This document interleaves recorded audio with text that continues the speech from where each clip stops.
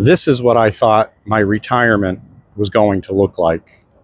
When I pictured it in my head, I just imagined lazy days on the beach, just sitting and walking for endless hours at a time. But the reality is turning out to be something completely different. I started working when I was about 11 years old, so 50 years ago. My first job was at my cousin's hardware store at the center of the small town where I grew up. $2.15 an hour.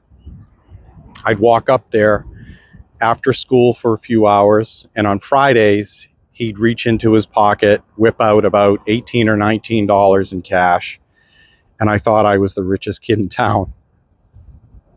In my early 30s, I had 4 small kids, single earner household, one income. I had a mortgage. I had bills to pay.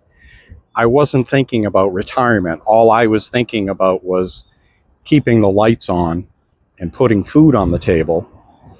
And the type of jobs that I was working, it was barely just enough to do that.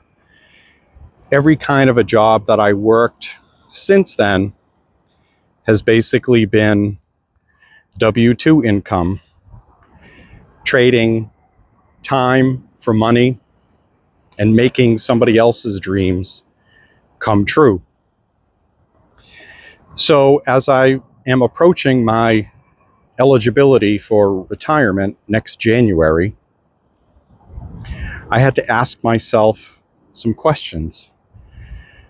I had to ask myself, who am I?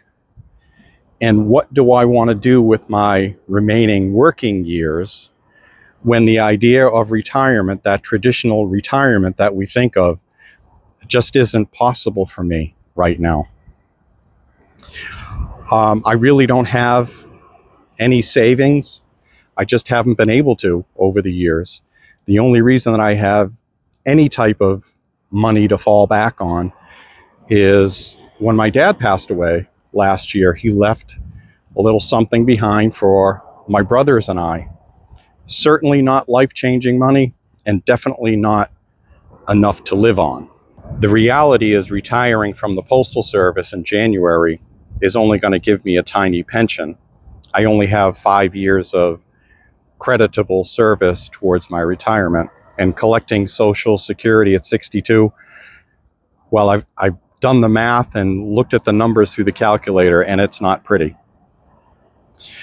So I decided that earlier this year, when I started to really think about this whole retirement situation, I knew that I didn't want to be in my 70s and continuing to work on somebody else's schedule, on somebody else's timeline, for somebody else's goals. So what I decided to do was to start this YouTube channel. Somebody, as I've talked about before, somebody who's terrified of being seen. I don't like to make videos. I don't like to put myself out there. I'm very introverted. But getting over that fear and that anxiety and that unknown was bigger than the fear of staying where I was. And when I made that decision, I knew that I had to fully commit to it. I won't lie, it hasn't been easy. It really hasn't. I have no idea where this is going to go. I have no idea what the possibilities are.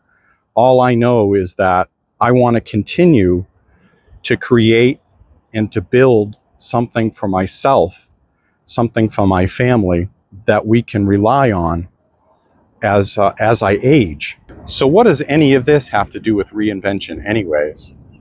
Well, I know that if I was having these thoughts just a few years ago, I just simply would have resigned myself to the fact, you know what, Tony?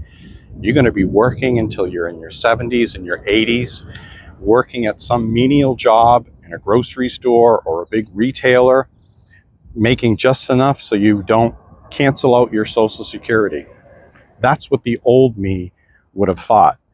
But the new me wants to continue to build and to create and to work on my timeline, working for myself and doing things that get me to the next step in my life that will cover the next half that I have left to live.